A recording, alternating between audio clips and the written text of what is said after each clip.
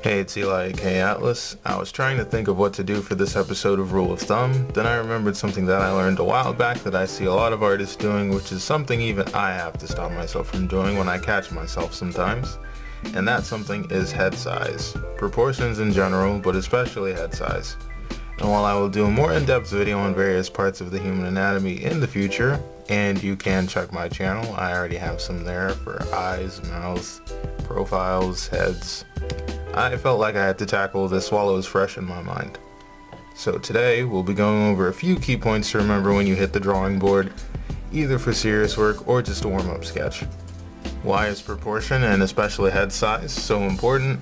Well, proper proportion not only creates realism, but also establishes a sense of weight and form in your drawings. And while there are so many other factors that go into that as well, I feel like proportion is the most important. And people will forgive you for making a head too small than for making a head too big, generally. Take this piece here, a redesign of X-Men's Jean Grey I did for a group sketch project. I follow a few key rules of thumb that I always try to remember when sketching off the fly, and those rules are: the head is the smallest part of the body, the legs are the longest, being the largest muscles on the body, the hands and feet can be just as big or a little smaller than the head. And if you dropped her arm straight down, the elbow, where the bend starts either near the middle of the rib cage or just above the hip line if your character has longer arms. Generally, the hands stop just slightly below the pelvis. If you were going to straighten her arms out, it would line up probably something like this.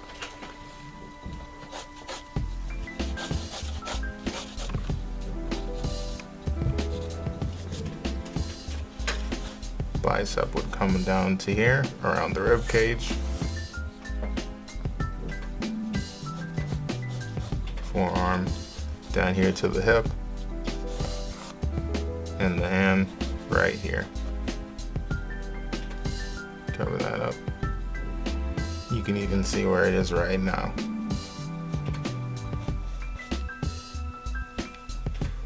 Following all those rules, you can even give a simple drawing an instant sense of proportion, and you can even exaggerate those points once you get the hang of them.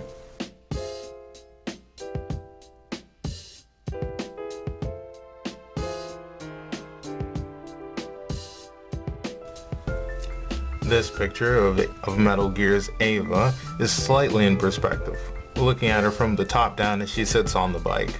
This automatically makes her head and her hands, which are on the same level, as big as her head, since we were looking at her from this different kind of angle.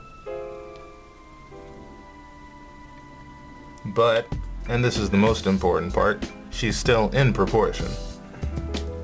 If we were to drop her hands down even from this angle, you can see that they would probably just stop around below the pelvis. Even from this angle, you can see that following the curve of the eye height,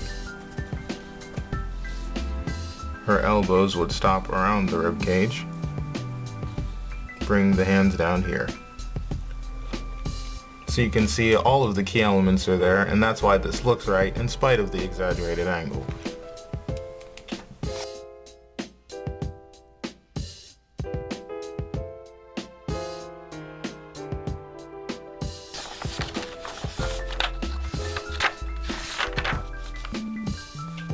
And here we take the same idea and flip it to the reverse.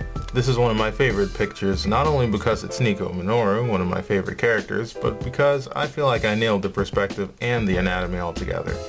I did use a reference for the pose and angle, and I never discourage this.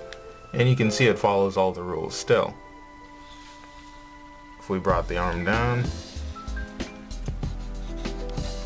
right at the pelvis line, again. Elbow comes down, straight across here. And notice how, even though we're looking at her from the bottom up, her head isn't shrunk into a pea size. It's still at a realistic size. And that's important because when you're looking at characters from different angles, depending on how much you exaggerate, even the body will still follow these rules, even in different types of perspective.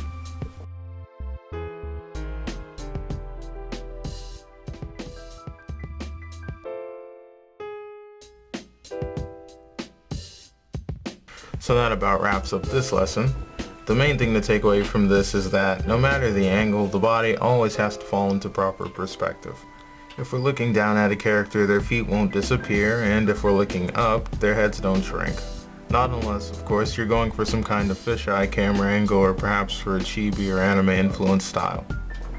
Like I said in the beginning, this is something even I find myself running into trouble with, giving characters massive watermelon heads or making feet too small. But once you remember the rules, everything falls into place. If you liked this video, please like, share, subscribe, all that good stuff.